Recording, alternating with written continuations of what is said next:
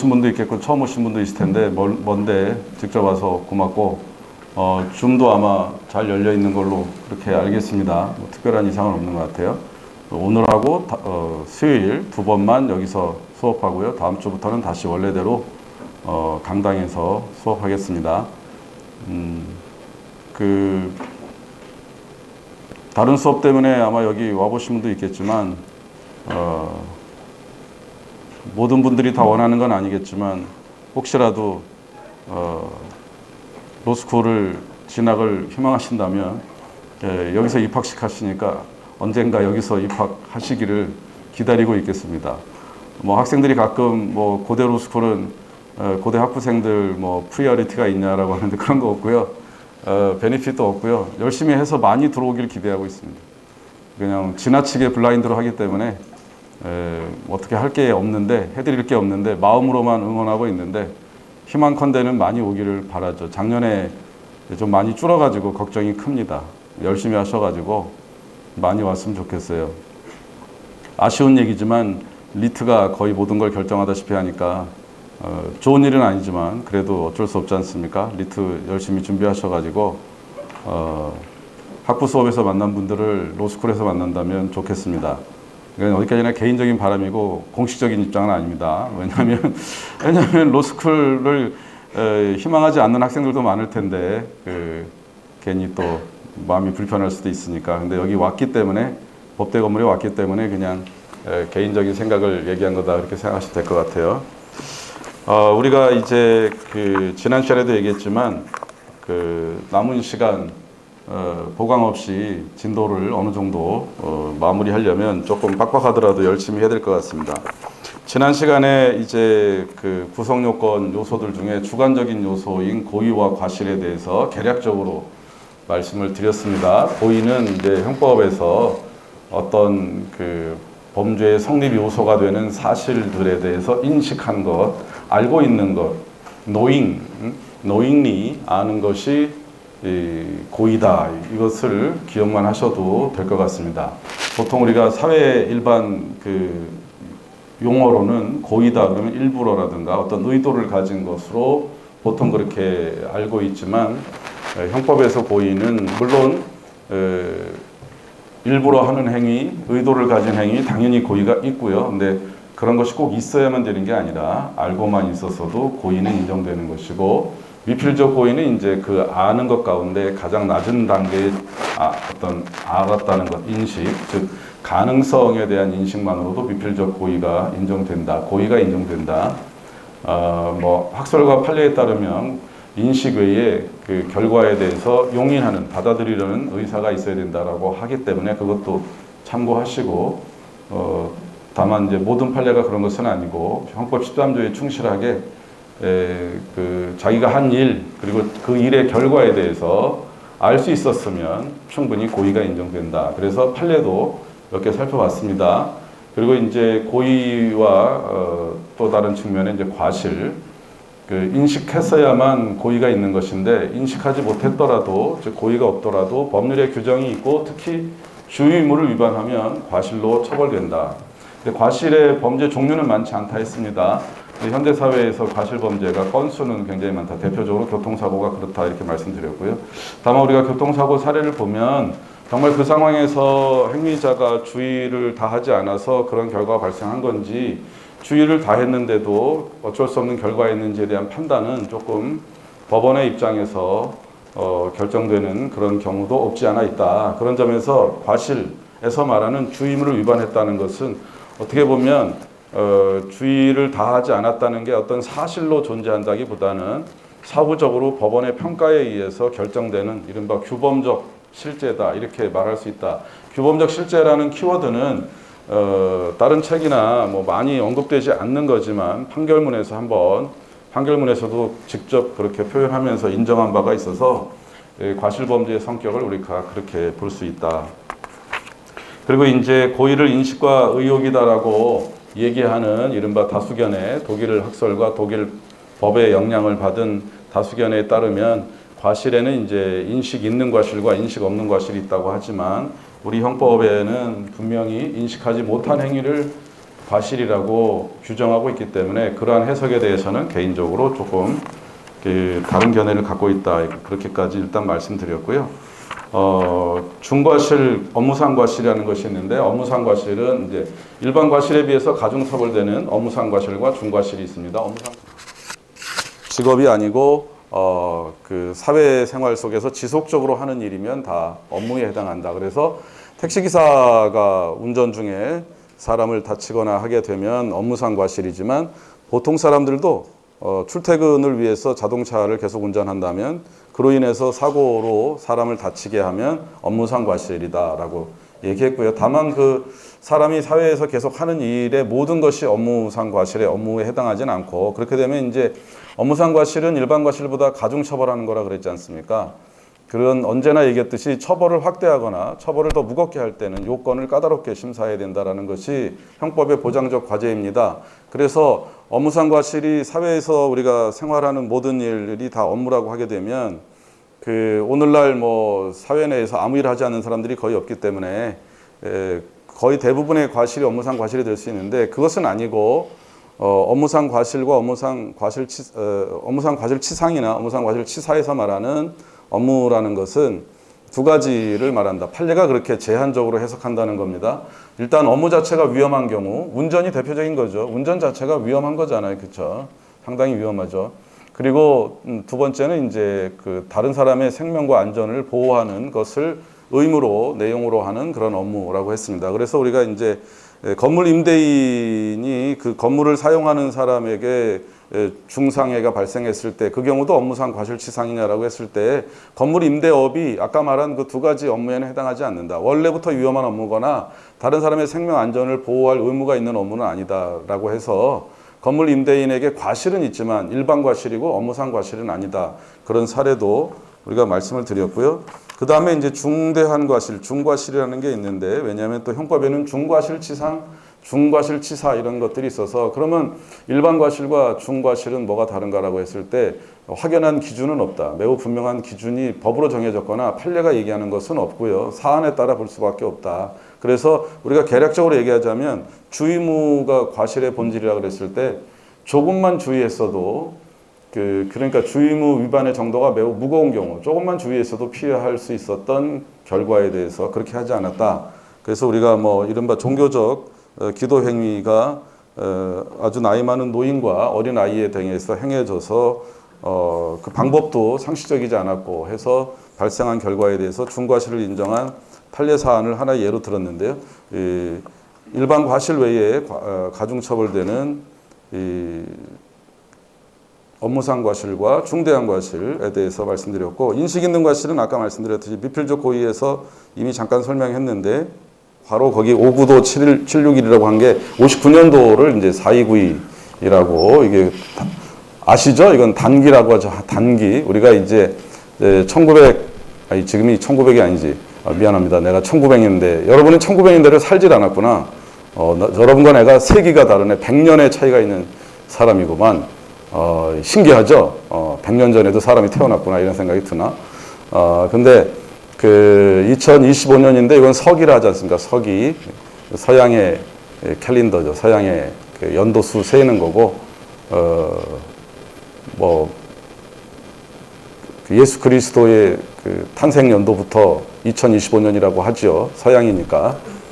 그래서 뭐 불교에서는 불기가 있고, 부처님 태어난 때로부터. 불기가 어떻게 되나, 올해? 여기 아무도 없어요? 절에 다니시는 분 아무도 없어요?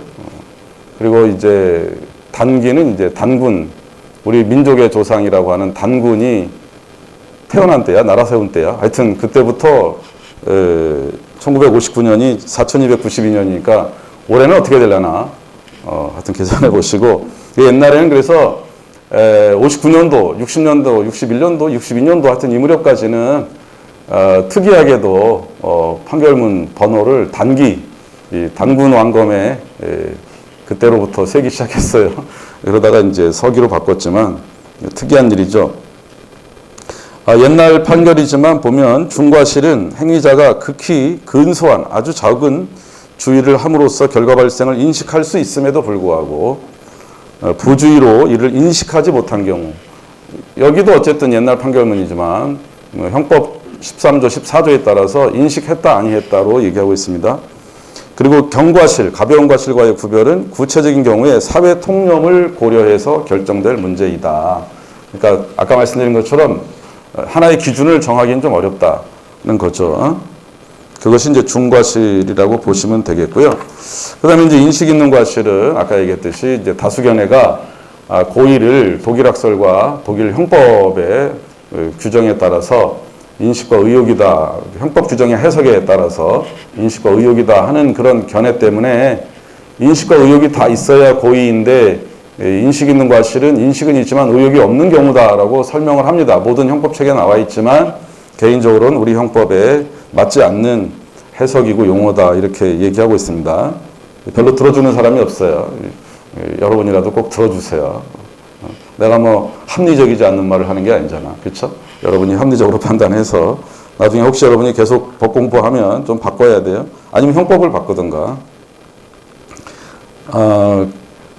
그 130페이지 맨 아래에 그 판례는 뭐 인식 있는 과실을 유일하게 언급한 판례인데 이 사건이 인식 있는 과실에 해당하는 사건이다. 그건 아니에요. 그냥 이론적으로 과실에는 인식 있는 과실도 있을 수 있다라는 것을 교과서적으로 설명한 건데 이건 학설의 영향을 받은 거고 사건 자체가 인식 있는 과실이었다는 소리는 아닙니다.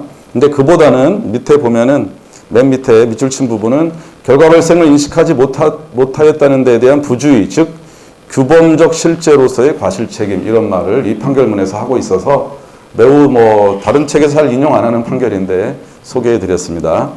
그 다음에 131페이지부터 약간의 본론이라 할 수 있는데요.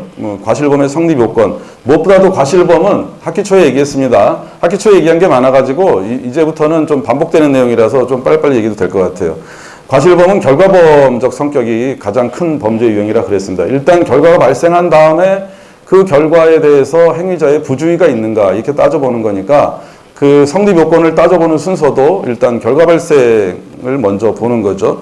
그 결과라는 것은 이제 구성 요건, 즉 아까 말씀드렸듯이 과실범이 되려면 법률이 정하는 경우만 가능하니까 법률이 과실로 처벌하는 어떤 결과가 발생했는가, 뭐 대표적으로 이제 사람이 죽거나 다치는 과실치사, 과실치상이 있고 또 이제 몇 개 범죄밖에 없다. 실화라 그래서 실수로 불을 내는 것.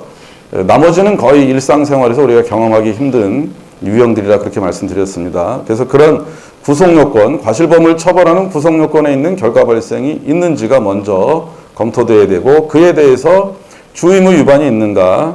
여기에서 이제 객관적이라 하는 것은 구성요건 단계에서는 객관적 주의무 위반을 따지고 고의와 마찬가지로 과실도 구성요건에서의 과실이 있고 책임에서 따지는 과실이 있는데 구성요건에서 따질 때는 이제 객관적인 주의무를 위반했는가. 여기서 말하는 객관적이라는 것은 누구라도 주의할 수 있었을 정도의 주의를 위반했는가. 근데 이제 책임에 가면 책임부터는 주관적 평가라 그랬으니까 모두가 주의할 수 있었지만 그 행위자가 주관적으로도 주의할 수 있었는가도 책임에서는 따진다는 겁니다. 그래서 보통 사람이라면 주의할 수 있었지만 그 행위자는 특별한 사정이 있어서 주의할 수 없었다. 그러면은 과실범의 구성요건은 인정이 되지만 책임을 묻지 못한다 이런 얘기거든요. 예를 들면 아주 어린아이에게 성인과 똑같은 주의무를 요구할 수는 없잖아요. 물론 그 경우는 어린아이는 형사 미성년자라서 처벌 안 하는 것도 있겠지만 과실로 만약에 문제를 다시 생각해 보자면 일반인 누구라도 주의할 수 있는 거라 해서 그 상황에서 어린아이라든가 또 특별히 좀 심신에 문제가 있는 사람까지 과실을 그러니까 주의무를 요구할 수는 없다. 이런 측면이 주관적 주의무 위반이라는 게 있어서 먼저 평가하는 것은 객관적으로도 즉 그 사람의 입장이 아니라 행위자의 입장이 아니라 보통 사람이라면 주의할 수 있었는가 없었는가부터 먼저 보고 보통 사람 누구라도 주의할 수 없었으면 그거는 이제 아예 처음부터 구성 요건이 없다 이렇게 보는 거죠. 그러니까 우리가 이제 그 택시기사가 새벽 1시 다 돼서 골목길에 내리막길을 좌회전하다가 누워있던 사람을 밟고 지나간 사건이 있었을 때 2심 법원은 보통 사람, 보통의 운전자라면 그거를 발견하고 주의할 수는 없는 상황이었다라고 판단했지만 대법원은 그렇게 하지 않았다 그랬는데요. 그때의 판단 기준도 이제 행위자의 주관적 상황이 아니라 보통 사람이라면 어떻게 할 수 있었을까가 기준이 되는 것인데 그 자체도 서로 법원마다 판단이 달랐다. 이런 얘기를 우리가 한번 말씀드렸어요. 참고하시면 될 것 같고요. 그 다음에 문제는 이제 객관적 주의 의무, 보통 사람이라면 주의할 수 있었다라고 하는 부분에서 일부 제한되는 게 있습니다. 즉 주의 의무를 인정하지 않는, 주의 의무 위반을 인정하지 않는 그런 경우가 있는데 이제 허용된 위험의 논리라고, 이게 이제 기억하실지 모르겠지만 인과관계와 더불어 객관적 귀속이라는 것을 잠깐 설명드렸었는데요. 독일의 학설이라 그랬습니다. 독일은 인과관계에 관한 총칙의 기본 규정이 없어서 학설로 이해하려고 하다 보니까 인과관계라는 것과 객관적 귀속 두 가지를 얘기한다 그랬는데요. 우리는 인과관계가 기본 규정이 있기 때문에 객관적 귀속이 형법책에서는 많이 설명하지만 실무, 판례 등에서는 적용하지는 않고 있고, 다만 꼭 뭐 객관적 귀속에서만 쓰는 건 아니지만 거기서 주로 많이 얘기하는 키워드 몇 개는 쓰는데 그 중에 하나도 허용된 위험이라 할 수가 있겠는데요. 그 발생한 결과가 그 법익 침해의 결과, 그리고 법에서 처벌하는 결과이긴 하지만 대표적으로 이제 과실치상, 과실치사 같은 경우, 근데 이게 허용된 위험 범위 내라고 한다면 주의무 위반을 인정하지 않겠다. 무슨 소리냐면요, 이론으로 설명드리면 좀 낯설겠지만 그 우리가 이제 교통사고가 났을 때, 교통사고가 나면 사람이 다치거나 하지만 다 처벌하지는 않거든요. 형사사건으로 처벌하지는 않습니다. 그냥 보험으로 처리하고 운전자를 형사처벌하지 않는 예가 대부분 많죠. 그거를 우리가 이제 교통사고 처리 특례법에 따라 그렇게 한다라고 합니다. 그 교통사고 처리 특례법이라는 것 자체가, 교통사고라는 것은 사람이 안 다치는 사고도 있지만 사람이 다치거나 죽는 사고도 있거든요. 그랬을 때 이거를 전부 형법 그대로 적용하면 모든 교통사고 유발자들이 형사 처벌될 수밖에 없겠는데요. 근데 이게 운전을 한다는 것은 운전면허를 그 정부에서 일정한 그 시험을 통해서 발급해 준 것이기 때문에 이것은 뭐 꼭 국가가 아니라 할지라도 어쨌든 사회적으로 면허를 받고 운전한다는 것은 운전 자체가 위험한 일이긴 하지만 허용해 줬다라는 거거든요, 국가가. 그래서 이 교통법규를 지키면서 운전한 운전자에게는 발생한 결과가 형법에서 처벌되는 결과라 할지라도 그 주의무 위반을 심사하지 않고 처벌하지 않겠다라는 겁니다. 왜냐하면 허용된 위험 범위 내에서 한 행위면 처벌하지 않겠다. 주의무 위반을 인정하지 않겠다. 그래서 그 교통사고 처리 특례법에서 말하는 특례라는 것이 형사사건으로 처벌하지 않는 특례라고 생각하시면 돼요. 그 조건은 이제 허용된 위험이라는 그 논리가 적용되기 때문에 법규를 잘 지켰어야 되고 당연히 면허가 있어야 되는 거죠. 무면허까지 봐주진 않죠. 그래서 무면허라든가 또 허용된 위험 범위 내라 했기 때문에 법규 위반을 하면 안 되거든요. 과속, 음주운전, 중앙선 침범, 이른바 10대 중과실이라고 했는데 그런 경우는 형사사건이 되는 거죠. 그 외에는 그러니까 허용된 위험 범위 내에서 운전한 운전자라고 한다면 사람이 죽거나 다치는 결과가 있었다 하더라도 그 죽는 경우는 좀 얘기가 다르겠지만 사람이 다치는 결과가 있었다 하더라도 형사사건으로는 처리하지 않는다. 또 조건이 있죠. 보험이 가입되어 가지고 충분한 보상이 가능할 때. 그러니까 보험 가입이 안 돼 있으면 또 형사처벌이 될 우려가 있습니다. 그러니까 요약해서 말씀드리자면 교통사고라는 게 발생하면 그 차량이 부서지거나 등등의 재산적 손해도 있겠지만 우리가 보통 교통사고가 나면 여러분이 이제 뭐 차량 수리비 이런 것부터 생각하겠지만 사람이 다쳤을 경우는 문제가 심각해지는데 그 사람이 다쳤다는 것은 우리가 교통사고가 났을 때 다른 사람의 차량이 파손된 것은 이 손괴죄라고 하는데요. 과실 손괴죄라는 건 없거든요. 과실범은 아주 제한적으로만 처벌한다 그랬으니까 그렇기 때문에 그 어떤 재산적 손해는 형사사건의 대상이 되지가 않습니다. 과실이기 때문에.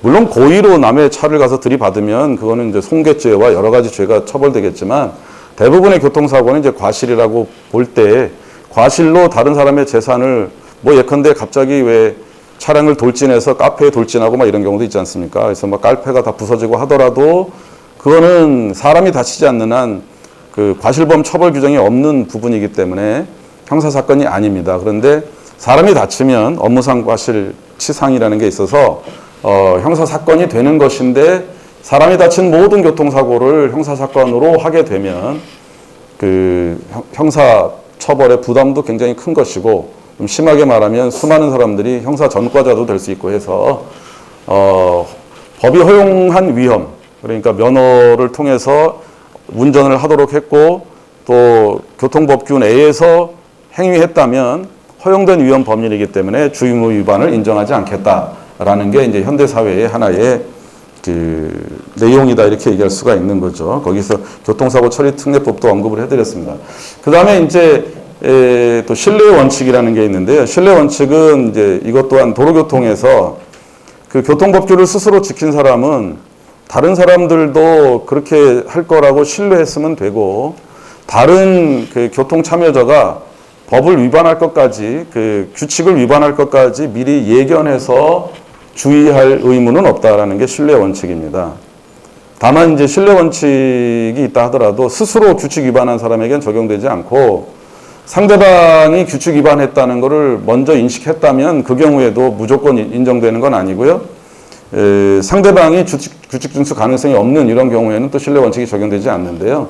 뭐 첫 번째야 여러분이 금방 이해하겠지만 두 번째는 또 뭐 이해하기 어려운 건 아니겠는데, 여기다가 제가 옮겨드리진 않은 것 같은데, 좀 요 교재에는 안 올려드렸는데요. 실제 판례 사건을 보면 약 전방 한 300여 미터 앞에서 오토바이 운전자가 역주행을 하는 겁니다. 차선을 잘못 들어왔는지 아니면 뭐 다른 이유가 있는지. 그런데 이제 그 차량 운전자는 저 앞에서 300여 미터 앞에서 오토바이 운전자가 오는 거를 봤기 때문에 이미 인식했으면 피할 수 있으면 피해야 되는데 안 피하고 그대로 가서 들이받았다라고 하게 되면 그런 때까지 신뢰 원칙을 인정하지 않는다, 이런 얘기입니다. 그렇다고 해서 막 저 사람 위반했네, 이게 웬 떡이냐 해가지고 가서 들이받고 이런 것까지 허용하지는 않는다, 이런 얘기입니다. 그리고 이제 상대방이 규칙 준수 가능성이 없다, 아주 어린아이 뭐 이런 경우입니다. 어린아이가 뭐 놀이터에서 놀다가 공을 따라 막 갑자기 도로에 뛰어들었다. 근데 그 어린아이가 다쳤을 때 운전자에게 아무 과실이 없다라고 하기에는 좀 왜 제가 먼저 잘못한 거 아니냐, 그런 점도 있다. 근데 사실 이 경우도 그래요. 갑자기 아이가 뛰어들었는데 운전자가 주의할 수 있었는가에 대해서는 사실로 얘기하자면 애매한 부분이 있어요. 근데 규범적 가치 판단으로 규범적 실죄라 했으니 그런 경우에도 과실이 인정될 수 있다, 이겁니다. 전혀 안 된다는 건 아니에요. 사건 따라 다르게 봐야 되는데, 예컨대 신뢰 원칙이 적용된다 해서 상대방이 잘못하면 무조건 잘못이 없는 게 아니고, 그 상대방이 규칙을 준수할 가능성이 없는 아주 어린아이라든가 특별한 사정이 있으면 운전자에게 또 과실을 물을 수가 있다, 이런 얘기입니다. 근데 이런 얘기 하니까 여러분이 약간 헷갈려 할 수 있는 게, 보통 여러분이 교통사고 보면 그 유명한 변호사 때문에 맨날 몇 대 몇만 생각하죠. 그러면 몇 대 몇은 민사에서만 적용되는 거예요. 민사에서만. 형사 책임이라는 것은 OX지 뭐 몇 프로 이런 건 아닌데, 몇 대 몇은 이제 보험 분담의 비율을 말하는 거거든요. 그건 민사 책임은 뒤에서 우리가 설명드리겠지만, 형사 책임은 약간 비난의 문제, OX의 문제라고 한다면, 민사 책임은 어떤 손해의 공평한 분담을 일반적으로 얘기합니다. 그러다 보니까 교통사고에서 상대방도 규칙을 어겼고 나도 어겼다, 또는 뭐 상대방은 안 어겼고 나는 어겼다, 뭐 이런 경우, 또는 상대방이 어겼지만 뭐 지킬 수 없는 상황이었다, 여러 가지 있을 수가 있는데, 그거는 이제 그런 경우에 그게 형사 책임에서 몇 대 몇으로 반영되는 건 아니고, 과실이 있다 없다, 책임이 있다 없다는 것은 이제 개별 사건대로 봐야 되는데, 우리가 신뢰 원칙에서 보통 이제 자기는 규칙을 잘 준수했고 상대방이 규칙을 준수하지 않으면 규칙을 준수한 사람에게 주의무 위반을 인정하지는 않는다라는 기본 원칙인데, 이게 100% 그대로만 적용되는 건 아니고 적용되지 않는 경우도 있다. 그걸 이제 말씀드리는 겁니다. 그러니까 주의무 위반을 인정하는 데에서 하나의 예외가 신뢰 원칙인데, 그 신뢰 원칙을 인정하는 데에도 또 한 번의 또 예외가 있다, 이렇게 이해하시면 될 것 같아요. 그래서 이 신뢰 원칙은 교통사고에 관한 판례에서 굉장히 많이 등장합니다. 여기에는 아주 조금만 갖다 놓은 거거든요. 50번 문단에 2022도 1401 뭐 대법원 판결을 보시면, 그 모든 차의 운전자는 횡단보도 표시구역을 통과하면서 보행자가 횡단보도 표시가 없는 곳에서 갑자기 건너오지 않을 거라고 신뢰하는 것이 당연하고, 그렇지 않은 이례적인 사태까지 예상해서 주의무를 다해야 한다고 볼 수는 없다. 다만 여기서 보면은요, 상대방 교통 관여자가 그러한 그 규칙을 지킬 것이라고 신뢰할 수 없는 특별한 사정이 있는 경우에는 적용되지 않는다라고 해서 좀 전에 설명드린 내용을 판례도 그대로 기재하고 있습니다.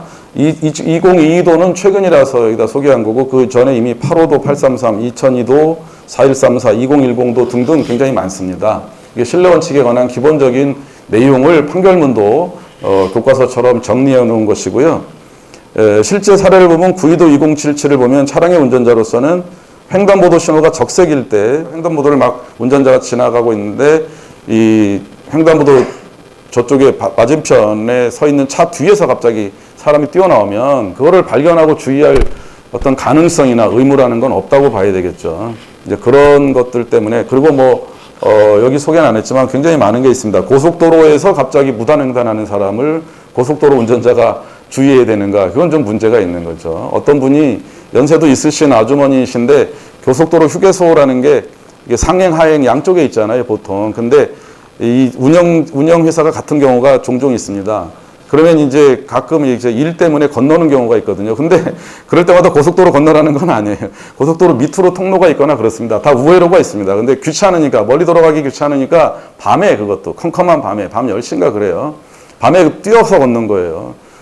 위험하죠. 고속도로는 우리가 기본적으로 한 100km 정도의 허용된 속도라는 게 있는데, 이 운전자가 과속을 한 것도 아니에요.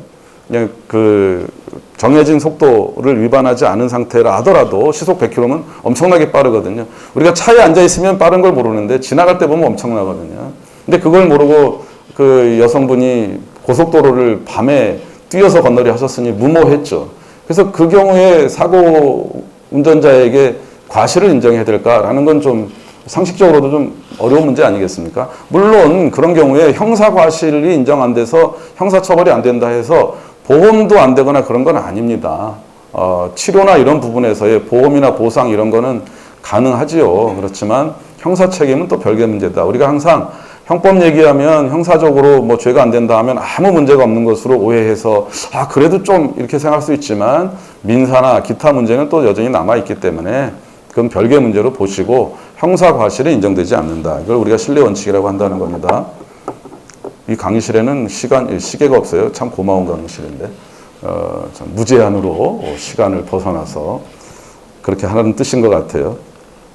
근데 그 아래 132페이지 아래에 보면은 사실 중요한 판례 아닌데 이거는 이제 좀 뭐가 잘못 적용된 거 아닌가 해서 그냥 참고로 올려놨어요.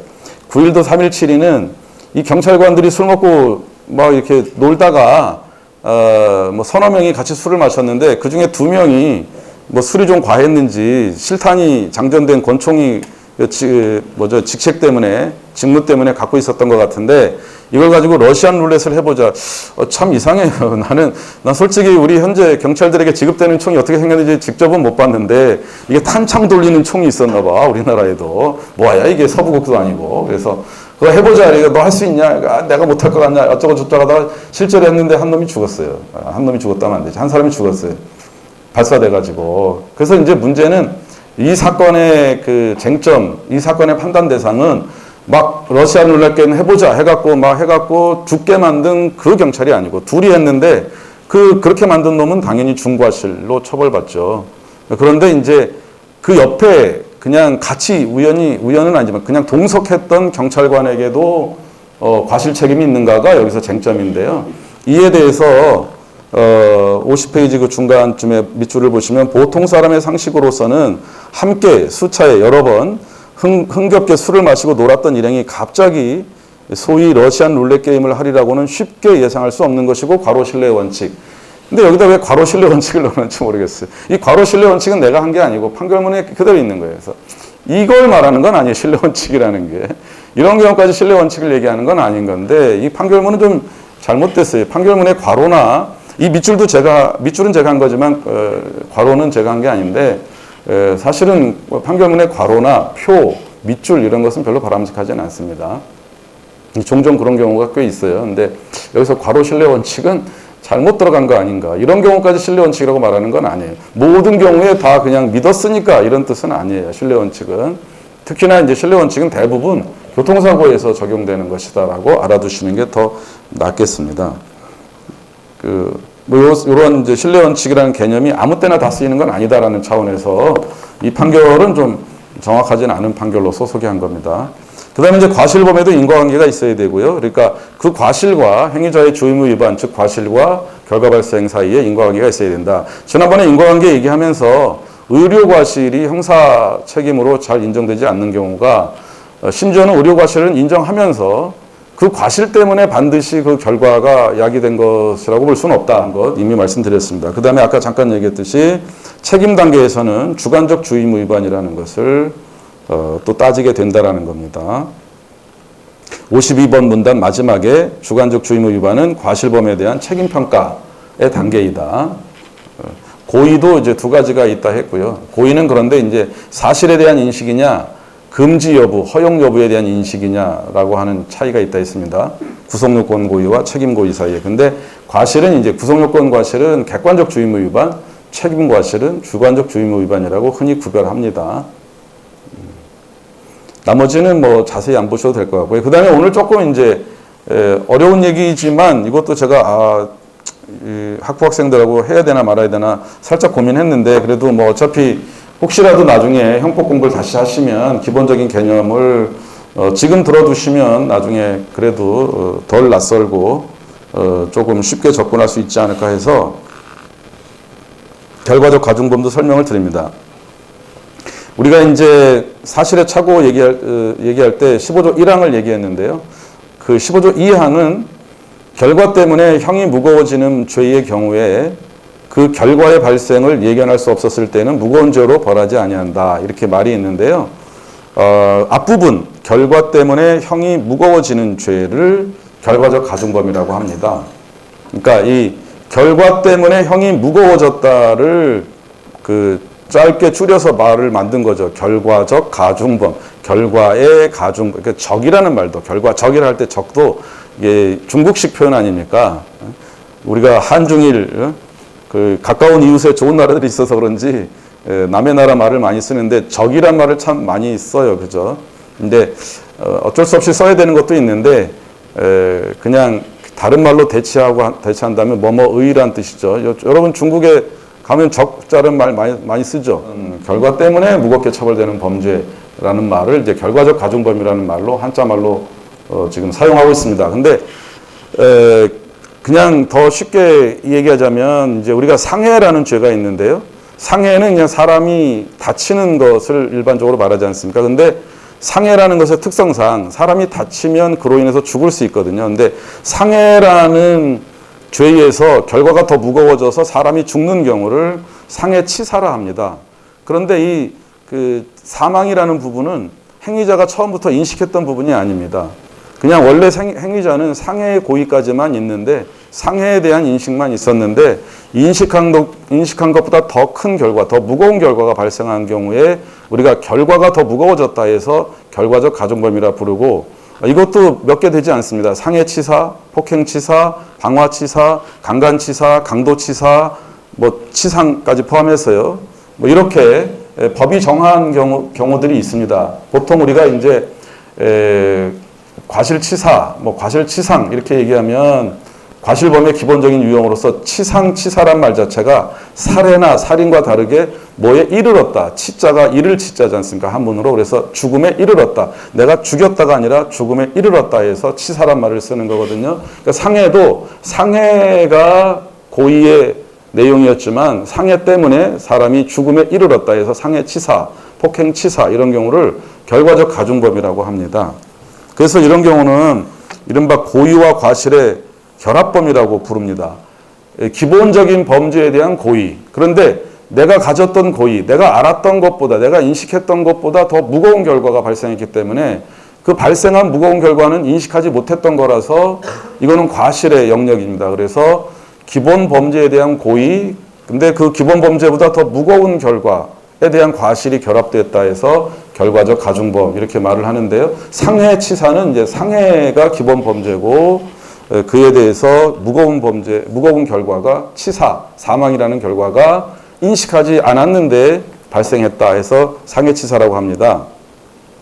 근데 이 결과적 가중범은 거기 이제 134페이지에 각주 1번에 형법에 정해진 결과적 가중범을 쭉 다 정리해 놨어요. 여러분이 뭐 이런 거 외우거나 그럴 필요는 없고, 여기 정리해 놓은 이유는 이렇게 정해진 것만 있다라는 겁니다. 결과적 가중범은 과실범이 그렇듯이 법으로 정해진 경우만 결과적 가중범으로 처벌할 수 있는데, 문제는 결과적 가중범은 그 기본 범죄에 대한 인식보다 더 무거운 결과가 발생했다라는 것인데, 그 무거운 결과가 그 고의의 기본 범죄와 그 무거운 결과에 대한 과실 범죄를 단순 더하기 한 것보다 무겁게 처벌됩니다. 그래서 결과적 가중범이라 부르기도 합니다. 예를 들어서 상해죄는 기본이 7년 이하 징역이고 과실치사는 2년인데 상해치사면 3년 이상이 됩니다. 유기징역의 상한선이 확 늘어나가지고 얼마라고 그랬더라? 유기징역의 상한선이 기억이 안 나네.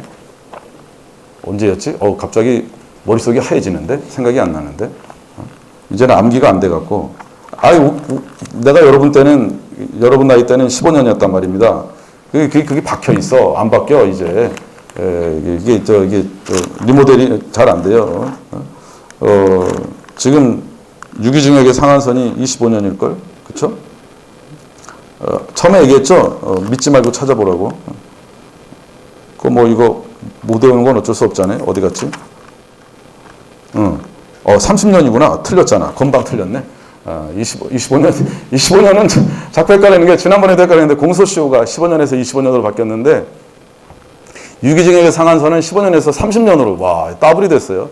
우리 국민들이 우리나라는 처벌이 너무 약하다 막 이래가지고 따블이 됐어요. 그러니까 그냥 만약에 나는 상해의 고의가 있었고, 근데 사람이 내가 인식한 결과가 아닌데 과실로 사람이 사망했는데, 그러면 과실치사, 상해죄와 과실치사 두 개로 처벌할 수도 있거든요. 내가 상해를 저질렀고 상해에만 고의가 인정됐지만 그로 인해서 사람이 사망했다 그러면 내가 고의가 인정된 부분은 이제 상해죄고, 사람이 내 고의와 상관없이 과실로 사망한 부분은 과실치사. 그래서 상해죄, 과실치사 두 개로 처벌하면 상해는 7년 이하, 과실치사는 2년 이하니까 이게 이제 그 상상적 경합으로 처리한다면 그냥 7년 이하가 되는 거거든요. 처벌할 수 있는 범위가.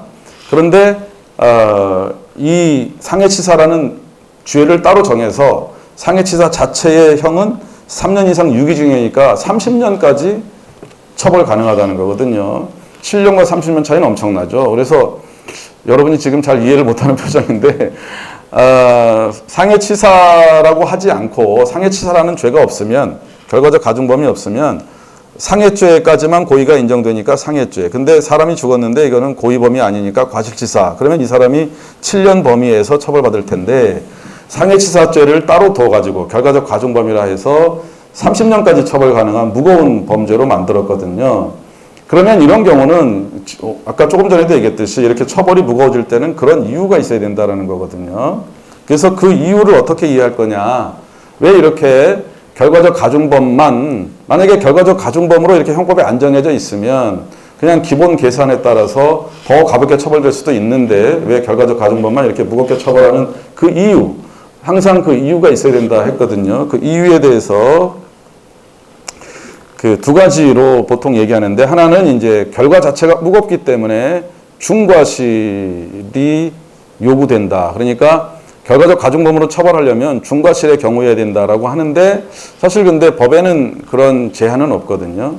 그러니까 상해치사했을 때 사람이 죽었다는 결과, 무거운 결과죠. 근데 사람이 죽었어도 일반적인 과실치사죄는 2년 이하로 굉장히 처벌이 가볍거든요. 상대적으로. 어떻게 보면 과실치사의 법정형을 좀 바꿀 필요가 있어요. 2년 이하는 과거 이제 53년도에 법을 만들 때와 최근에 이 사회 변화로 과실 사고가 많은 때하고는 좀 차이가 있기 때문에 그때의 2년 이하로 그대로 둔 것은 좀 문제가 있죠. 좀 검토할 필요가 있어요. 그리고 막 국민들이 요청해서 우리나라는 왜 이렇게 처벌을 가볍게 하냐 그래가지고 이 형벌을 조정할 때 뭐 국회의원들이 바쁘시잖아요. 딴 일 하느라고. 그래가지고 대충 그냥 30년 이래버리니까, 문제는 아무리 그 유기징역의 상한선을 15년으로 30년 2배로 올리더라도 대부분의 형법에서는 몇 년 이하로 범죄마다 형이 정해졌기 때문에 100년으로 올리든 아무 상관이 없거든요. 그러니까 불균형이 발생한 거예요. 대부분의 범죄는 몇 년 이하인데 일부 범죄만 몇 년 이상, 지금 상해치사처럼. 그러니까 상해치사가 이 유기징역의 상한선이 2배로 바뀌기 전에는 기본적인 상해와 과실치사의 상상적 경합이 7년 이하인데 상해치사라는 결과적 가중범은 15년 이하였거든요. 결과적으로. 3년 이하의 유기징역이라 할지라도 그때는 상해치사라는 죄를 처음 받을 때는 15년까지인데 유기징역의 상한선만 바꾸면서 30년으로 늘어났어요. 그러니까 결과적 가중범이 더 무겁게 처벌될 가능성이 열린 거거든요. 그래서 이 법정형의 상한선을 조정한 것도 매우 어떻게 보면 게으른 입법이에요. 사실 범죄마다 따져봐가지고 정말 국민들이 이러한 죄는 좀 무겁게 처벌해야 된다고 하면 개별 범죄별로 법정형을 조정하거나 했으면 될 텐데 그리고 나서 유기징역의 상한선을 올리든가 했어야 되는데 그런 건 하지 않고 그냥 단순히 유기징역의 상한선을 2배로 올리는 것 이렇게 되면 매우 모순된 결과가 나오는 거죠. 대부분의 범죄는 몇 년 이하라고 법정형의 상한선을 정해놨기 때문에 상한선이 있는 범죄들은 아무리 유기징역의 상한선을 올려도 아무 효과가 없는 거죠. 이제 그런 좀 문제가 있습니다. 요거는 오늘의 진도는 아니지만 그냥 상식으로 여러분이 알아두셨으면 하는 거고요. 그래서 어쨌든 이 결과적 가중범은 기본 범죄의 고의 그리고 결과에 대한 과실 범죄를 상상적 경합으로 처벌하는 것보다 훨씬 처벌이 무거운데 그러려면 중과실이 있어야 된다라고 하는데요. 근데 아까도 얘기했듯이 법에 그런 요건은 없기 때문에 충분한 설명이라 할 수는 없고요. 좀 더 다수의 입장은 이제 직접성 원칙이라 해서 결과적 가중범을 무겁게 처벌하는 이유는 특히 이제 결과적 가중범 규정이 있는 그런 범죄들은 기본 범죄 자체가 더 무거운 결과가 발생할 가능성이 언제나 잠재하는 그런 범죄들이다라는 거죠. 상해나 폭행은 그 정도에 따라서 충분히 사람이 사망할 수 있는 위험한 범죄들이죠. 강도, 강간 다 폭행을 수단으로 하기 때문에 마찬가지고요. 그래서 그 상해죄나 이런 죄에 대한 어떤 예방, 경고 차원에서라도 상해로 인해서 사람이 사망하는 치사의 결과가 발생하면 매우 무겁게 처벌하겠다라고 그렇게 법이 정한 거다 이렇게 이해하는 게 이른바 직접성의 원칙입니다. 그러니까 기본 범죄 자체가 그 예견하지 못했던 인식하지 못했던 무거운 결과가 발생할 어떤 전형적 위험이 있어가지고 기본 범죄와 무거운 결과 사이에 직접성 원칙이 인정될 때에 그 가중처벌의 이유가 있다. 그렇게 얘기하는 겁니다. 59번 문단은 여러분이 자세히 안 보셔도 될 것 같아요. 그래서 결과적 가중범, 제가 이제 중간고사 때도 그랬지만, 기말고사 때도 범위를 정해서, 안 나오는 부분이 더 얼마 안 되면 안 나오는 부분을 공지하고, 나오는 부분을 공지해야 될 것 같으면 그렇게 할 텐데, 혹시라도 여러 번 얘기했지만 시험이라는 건 방법상 별로 안 좋은 것도 있어가지고 지문을 만들 때 이 부분이 시험에 나온다고 한 부분이 아닌 것 같은데 라고 하면 정답이 아니라고 생각하면 돼요. 정답이 아닌 경우는 그런 경우가 있을 수 있어요. 근데 정답인 내용은 그렇지 않습니다. 그래서 제가 여기 이제 50번 문은 안 나온다고 그랬는데 나올 거란 얘기가 아니에요. 얘기하다 보니 생각나서 그렇지. 혹시라도 제가 다 기억을 못해서 여기 안 나온다고 그랬는데 라고 한다면 답은 아니구나 이렇게 생각하시면 돼요. 여러분에게 불이익은 없다 그런 얘기예요. 그냥 그렇다 해서 여러분이 공부하실 필요가 없다는 얘기는 아니고 개인적으로 궁금하면 찾아서 보시면 돼요. 결과적 가중범의 성립요건은 일단 고의의 기본 범죄가 있어야 됩니다. 중요한 건 기본 범죄가 미수라도 무거운 결과가 발생하면 결과적 가중범으로 무겁게 처벌합니다.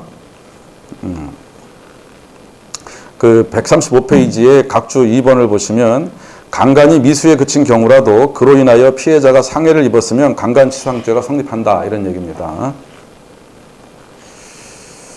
그런데 그 60번에 그 다음 문단들이 있는데 이건 조금 이것도 필요 없을 것 같아요. 여러분께는 거기까지 가실 필요는 없는 것 같아요.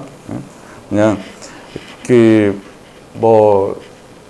판례는 조금 전에 우리가 읽어봤듯이 강간 범죄가 미수에 그쳤더라도 그로 인해서 피해자가 상해를 입으면 똑같이 기수의 경우와 똑같이 강간치상으로 무겁게 처벌한다는 건데 일부 학설이 그래도 기본 범죄가 미수면 기본 범죄가 기수인 경우와 좀 다르게 해야 되지 않냐. 그래서 결과적 가중범도 미수를 인정하자 이런 학설이 있는데 판례가 인정하지 않고 학설에서도 다수견은 아니라서 설명할 필요가 없어서 설명 안 한 겁니다. 궁금하신 분은 읽어보시면 돼요. 근데 거기까지 여러분이 지금 단계에서는 아실 필요 없는 것 같아요. 일단 결과적 가중범이 성립하려면 기본 범죄가 성립해야 되는데 그 기본 범죄는 고의로 인한 것이어야 되고 그 다음에 그 기본 범죄가 미수에 그치더라도 결과적 가중범으로 무겁게 처벌할 수 있다라는 것까지만 알아두시면 될 것 같아요.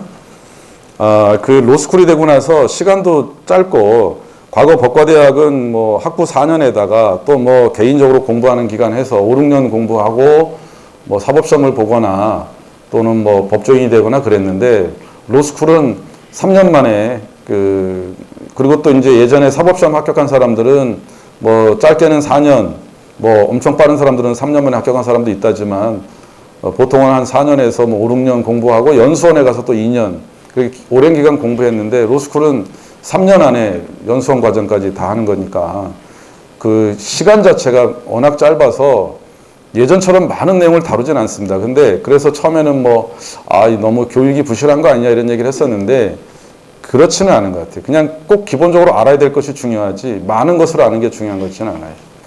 기본적으로 가장 중요한 것을 알고 있는 게 더 중요한 것 같고 뭐 잡다한 지식이 많다는 게 의미는 없는 것 같아요. 뭐 여러 번 얘기해서 식상하시겠지만 더군다나 AI 시대에는 잡다한 지식을 많이 알고 있는 게 중요한 것 같지는 않거든요. 기본적인 것에 대한 정확한 인식과 그 다음에 가치관이 더 중요한 것 같아요. 그래서 뭐 이런저런 잡다한 것은 가능하면 생략해 보려고 노력을 합니다. 기본 범죄, 고의의 기본범죄가 성립해야 되고, 그 다음에 이제 그 과실로 인한 무거운 결과가 발생해야 되는데, 그 136페이지로 가시면 무거운 결과와 기본 범죄 사이에 인과관계가 있어야 된다.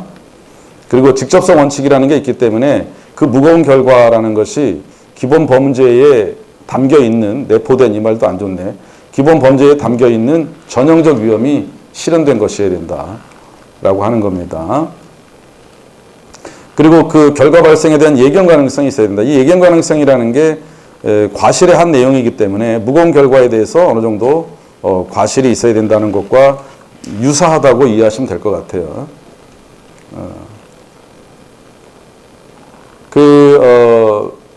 63번 문단에는 이제 그 몇 가지 인과관계와 예견 가능성에 대한 판례인데요. 사실 여기서는 아주 조금만 그냥 학부과정이니까 샘플로 소개하지만 굉장히 많습니다. 그래서 이 결과적 가중범에서 고의범죄와 그 무거운 결과 사이의 인과관계 그리고 행위자가 그 무거운 결과를 예견할 수 있었는지에 대해서 판례가 굉장히 많다는 것. 그중에 일부만 9.1도 2085 보면은 피고인이 어린 여성인 피해자를 감금을 했는데요. 그러니까 도망가지 못하게 옷을 벗겼다는 게 뭐 다른 목적은 아니었고요. 도망가지 못하게 옷을 벗기고 아마 머리도 깎고 그랬을 텐데 그런데 이제 이 피해자가 피고인이 그 거실로 나오는 사이에 그 감금되어 있던 거실로 잠깐 나오는 사이에 창문으로 뛰어내려서 사망을 했거든요. 이 경우에는 피고인의 중감금 이제 감금죄가 있고요. 감금해놓고 사람을 감금해놓고 학대하거나 하면 중감금 더 무겁게 처벌되는 범죄입니다. 요새 뭐 파키스탄 때문에 시끄러운데 또 그런 일이 있을 줄이야 누가 알았겠습니까? 근데 거기 가면 한 번 가면 평생 감금돼서 뭐 고문당하고 그런다는데 중감금이죠. 그뿐만 아니라 여러 죄가 있지만 중감금이 기본적으로 성립하는 건데 이 중감금죄 때문에 거기서 탈출하려고 하다가 이 피해자가 사망했기 때문에 당연히 인과관계가 인정된다 이런 판례가 있고요. 그 다음에 상해 행위 중에 그 피해자가 이 피고인의 폭행을 모면하려고 벗어나려고 도로 건너편으로 뛰어갔는데 거기까지 또 쫓아와서 폭행을 하니까 다시 또 도로를 건너다가 차량에 치여 사망했거든요. 도로를 건너서 왔다 갔다 하다가 이 경우에도 과연 그러면 이제 피고인의 상해 행위 그리고 피해자의 사망 사이에 인과관계가 있는가? 인과관계가 왜냐하면 여기서 당연한 거 아닌가 여론이 그렇게 볼 수도 있는데 왜 이런 것들이 문제가 됐냐면 아니 그 사망은 피고인이 뭐 폭행한 정도가 사망에 이를 정도는 아니었다라는 것이거든요. 뭐 보면 전치 10일간의 흉부 피하 출혈상, 그러니까 이제 흉부 이게 가슴 안쪽에 그러니까 그 피부 안쪽으로 출혈이 있었다, 피가 났다 이런 얘기고 전치 10일이면 뭐 사망의 위험까지 있는 상해는 아니거든요.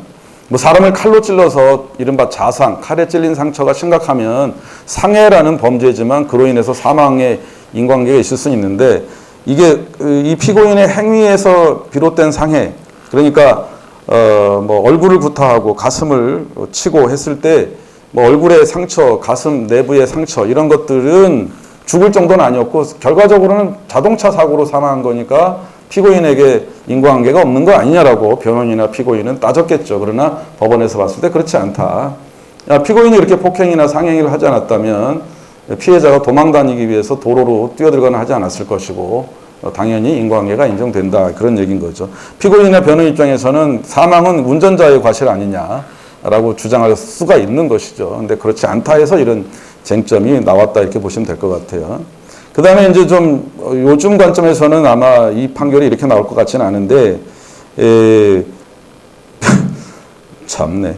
캬바레라는 게 왜 나오는지 모르겠는데, 그 캬바레에서 춤추다 만난 피해자를 여관으로 같이 갔는데, 거기에서 이제 피해자가 그런 건 아니다 해서 나가려고 하는데, 가둬놓고 성폭행하려고 하니까 이 피해자가 그 유리창을 통해서 4층에서 뛰어내렸거든요. 근데 다행히 사망하진 않았지만 굉장히 큰 상해를 입었는데 이 경우에도 이제 강간을 이미 시도했기 때문에 미수에 그쳤더라도 강간치상이 되는 것인데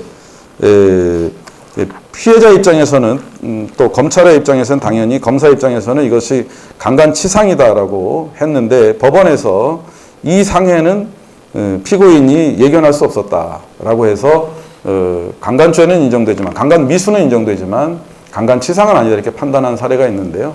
뭐 내용이 조금 뭐 좀 삼류 소설 같아 갖고 다 얘기하기는 좀 그렇지만 뭐 이런저런 법원의 나름의 판단 정황이 있었겠지만 요즘 관점이라면 아마 이렇게 판결이 나오지는 않을 것 같다. 92년도기 때문에 무려 30년 전이지 않습니까? 그래서 뭐 이런 판결도 있었는데 이 판결의 결론을 여러분이 기억하시라는 게 아니라 예견 가능성 또는 인과관계를 가지고 기본범죄와 결과 사이가 연결될 때 결과적 가중범위 인정된다.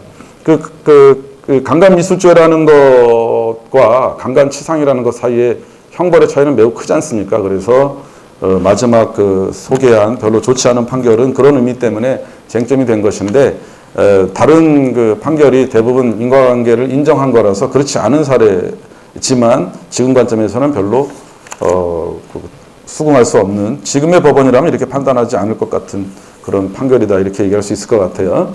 그 다음에 이제 138페이지에 부진정 결과적 가중범위야말로 이거를 지금 우리가 해야 되나 살짝 걱정했어요. 근데 아까 처음 얘기한 것처럼 사실 뭐 전공하는 사람이 아니면 뭐 이런 개념까지는 필요 없을 수도 있는데 그냥 나중에라도 혹시 더 공부하실 때 기본 개념으로 참고하시라고 우리가 이제 지금까지 진정, 부진정 이런 얘기를 많이 했어요. 그러니까 진정은 원래 의미의 그런 뜻이고 부진정은 이제 원래 의미는 아니지만 이런 얘기거든요. 진정 결과적 가중범위라는 건 잘 얘기가 안 되는 게 그냥 원래 결과적 가중범위 다 진정 결과적 가중범위니까 그래서 따로 뭐 얘기하진 않는데 부진정이란 말 때문에 이제 진정이란 말도 가끔 쓰긴 합니다. 근데 여태까지 설명한 게 그러니까 기본 범죄에 대한 고의와 발생한 무거운 결과에 대한 과실이 결합된 형태를 원래 의미의 결과적 가중범 잘 쓰지는 않지만 진정 결과적 가중범위를 할 수 있는데요. 근데 부진정이라는 거는 글자 그대로 원래 의미의 결과적 가중범은 아니지만 결과적 가중범처럼 처벌한다 해서 결과적 가중범으로 처벌한다 해서 부진정 결과적 가중범이라고 합니다. 이 부진정 결과적 가중범은 원래 의미와 뭐가 다르냐면 발생한 무거운 결과에 대해서 과실이 있어야 결과적 가중범인데 발생한 결과도 고의가 있는 경우까지 결과적 가중범으로 처벌한다는 겁니다. 원래 기본 범죄에 대한 고의, 발생한 결과도 고의가 있으면 발생한 결과에 대한 고의범으로 처벌해야 되는데 이거를 그렇지 않고 결과적 가중범으로 처벌한다는 겁니다. 좀 특이한 경우, 이상한 경우거든요. 그것은 입법의 문제 때문에 이런 문제가 발생한 겁니다. 자연 발생적으로 필요해서 생긴 개념이 아니라 법이 잘못된 거를 해결하기 위해서 이러한 좀 특이한 제 관점에서는 좀 왜곡된 개념이 나온 거죠. 그래서 설명할까 말까 했던 건데 그냥 대표적으로 방화치사와 공무집행, 공무방해치상, 특수공무방해치상 그 두 가지 정도만 대부분 문제가 됩니다. 뭐 다른 경우까지 다 문제가 되지는 않고요. 그 방화치사의 문제와 그 다음에 특수공무방해치상이라는 것 때문에 사실은 이제 부진정 결과적 가중범이라는 게 현실적으로는 문제가 되고 있습니다. 그러니까 방화치사가 대표적인데요. 방화치사의 원래 의미는 방화에 대한 고의만 있었을 뿐 사람의 사망에 대해서는 전혀 인식하지 못했다 했을 때가 방화치사입니다. 예를 들어서 내가 누군가에게 앙심을 품고 그 집을 태우려고 했는데 그 집에 사람이 없을 줄 알고 뭐 가족들이 휴가 간다 해가지고 빈 집인 줄 알고 방화했는데 불을 질렀는데 그렇지 않고 행위자는 전혀 알지 못했고 인식하지 못했지만 그 집에 누군가 남아 있어가지고 불을 지르는 바람에 집에 불타면서 사람도 사망했다라고 하면 그런 경우가 전형적인 원래 의미의 방화치사거든요. 그런데 사람을 죽일 생각으로 집에 불을 질렀다라고 하는데 그렇다면 방화죄, 살인죄 두 개가 성립하는 거거든요. 근데 그렇게 하지 않고 그 경우도 원래 의미의 용어랑은 안 맞지만 그것도 방화치사다라는 게 판례의 입장입니다. 판례. 법이 그렇게 정하지는 않았죠. 법은 당연히 그렇게 정할 수가 없죠. 왜 그러냐면 방화와 살인 이렇게 두 가지로 처벌하게 되면 그 살인죄의 법정형이 5년 이상의 사형무기 5년 이상입니다. 그런데 방화치사는 사형무기 7년 이상입니다. 그러니까 내가 사람이 집에 없는 줄 알고 과실로 내가 불을 내서 사람이 사망했을 때는 7년 이상의 징역형부터 처벌받는데 내가 불을 지르고 그걸 통해서 사람을 죽이겠다라고 해서 방화와 살인을 저지르면 5년 이상이니까 이게 좀 잘못된 거 아니냐. 과실로 사람이 죽은 경우는 7년 이상인데 고의로 사람을 살인한 거는 5년 이상밖에 안 되니까 근데 이게 좀 이상한 게 5년 이상이고 7년 이상이니까 그 최고 사형 무기징역까지 가능하기 때문에 하한선이 중요한 게 아닌데도 불구하고 상징적으로 과실로 사람이 죽었을 때는 7년 이상, 고의로 사람을 죽였을 때는 5년 이상 이게 뭔가 안 맞다. 그래서 그냥 고의로 사람을 죽인 경우도 7년 이상을 적용하기 위해서 방화치사라고 하자. 그런데 원래 방화치사는 결과적 가중범이기 때문에 이거는 좀 안 맞지만 그래도 결과적 가중범으로 하자 그래서 부진정 결과적 가중범 이렇게 이름이 붙은 겁니다. 제일 좋은 해결책은 법을 바꾸면 돼요. 방화치사죄의 법정형을 낮추거나 살인죄의 법정형을 올리거나 근데 그렇게 하지 않고 벌써 수십 년 동안 이 이상한 해석을 계속하고 있는 거예요. 국회의원들이 바빠가지고 뭐 축의금도 받아야 되고 뭐 할 일이 많잖아요. 뭐 욕하고 뭐 싸우고 이래야 되니까 한심한 노릇이죠. 근데 그래서 이놈의 부진정 결과적 가중범은 여러분은 그런 시험을 혹시 보시게 될지 말지 모르지만 시험 문제 내긴 좋아요. 근데 의미가 없죠. 여러분 얘기했지만 시험 문제 내자고 법 공부하는 게 아니잖아. 법이 합리적이어야 되죠. 그런데 방화치사 말고 강간치사, 강도치사도 유사한 문제가 있었었는데 이 두 가지 범죄는 강도살인, 강간살인죄를 만들었어요. 95년도에. 근데 그때 방화살인죄도 만들었으면 그러니까 사람을 죽이기 위해서 불을 냈다라는 게 방화살인죄 아니겠습니까? 또는 방화의 과정에서 사람이 죽어도 어쩔 수 없다는 고의가 있었을 경우가 방화살인. 근데 강도살인이 그런 거거든요. 사람도 죽이고 강도도 하겠다. 그게 강도살인, 강간살인도 마찬가지. 근데 강도살인, 강간살인은 처음부터 있었던 게 아니고 95년도에 만들어졌거든요. 그렇다면 방화살인죄도 만들었으면 방화치사가 과실로 사람이 죽은 경우는 물론 고의로 사람을 죽인 경우도 적용된다라는 이상한 그런 법 해석을 하지 않아도 되는데 아직도 안 고쳐지고 있어요. 여러 번 얘기해도 잘 안 바꾸니까. 그러니까 법은 안 바꾸고 그냥 판례가 그렇게 됐으니 판례로 해결하면 되지 않느냐 이러는데 바람직한 방법은 아닌 거죠. 그것을 우리가 부진정 결과적 가중범이라고 합니다. 그래서 판례와 다수견해는 이러한 부진정 결과적 가중범도 있을 수 있다라고 긍정하는데 부정하는 견해도 있습니다만 현재는 뭐 실무적으로 적용되고 있습니다. 그 다음에 뭐 처벌의 경우는 생략합시다. 이건 너무 여러분께는 어렵지는 않아요. 여러분 수준이 뭐 어렵지는 않은데 거기까지 들어갈 건 없을 것 같아요. 여기 왜냐하면 너무 이렇게 좀 디테일이 너무 자세해요. 근데 별로 필요 없는 얘기 같아요. 이게 무슨 뭐 법의 세계 본질이나 우리 삶의 가치관에 별로 연결되지 않는 그냥 법 기술에 불과한 것인데 그 기술도 썩 좋은 것도 아니에요. 언젠가 필요하면 써먹으면 되겠지만 굳이 지금 단계에서 아실 필요는 없는 것 같아요. 그냥 결과적 가중범위란 무엇이고 왜 가중처벌하는지 그리고 부진정 결과적 가중범위라는 매우 독특하고 특이하고 제 관점에서는 왜곡된 형태의 법 개념도 있다. 그리고 그것이 현실적으로 왜 문제되는지까지 그런 것들을 아는 게 더 중요한 것 같아요. 이 처벌 방법에 대해서는 뭐 시험에 잘 나오는 얘기지만 여러분이 그것까지 아실 필요는 없을 것 같아요.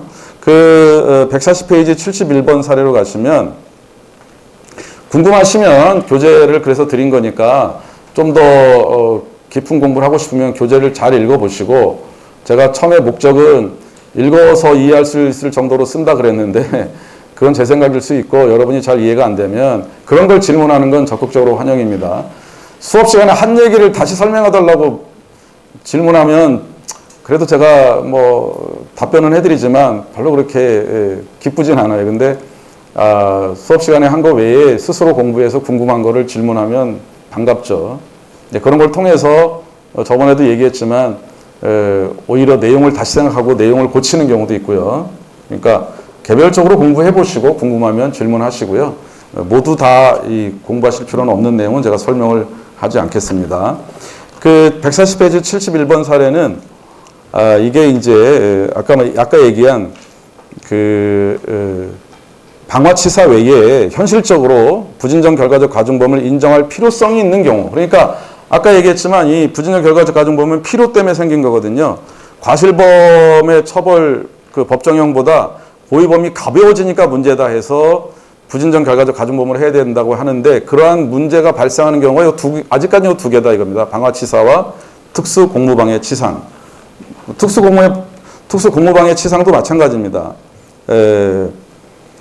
그 특수라는 말은 이제 보통 형법에서는 여러 명이 같이 범죄하거나 아니면 흉기, 위험한 물건으로 범죄할 때를 특수란 말을 씁니다. 일반 공무방해가 아니고 특수공무방해는 여러 사람이 하거나 이제 위험한 물건으로 하는 경우인데 이 사건은 보면 승용차 운전자가 음주 단속을 피하려고 그 경찰관을 들이받고 도주하려고 했던 거거든요. 그러니까 당연히 자동차도 위험한 물건이기 때문에 특수공무방해에다가 경찰관이 다쳤으니 상해가 야기된 건데요.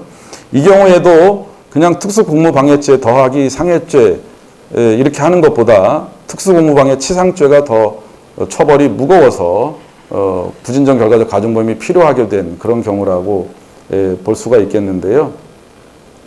근데 그 자세한 내용은 여기서 사실 소개한 거는 아까 얘기한 처벌의 방법에 대한 그 자세한 내용 때문에 말씀드린 건데 그것까지는 여러분이 아실 필요 없을 것 같아요. 제가 몰라서 설명 안 하는 거 아니에요. 오해하지 말고 혹시 모르시니까 대충 넘어가는 거 아닌가 이렇게 생각하지 마세요. 설명하라면 할 수 있는데 재미가 없어요.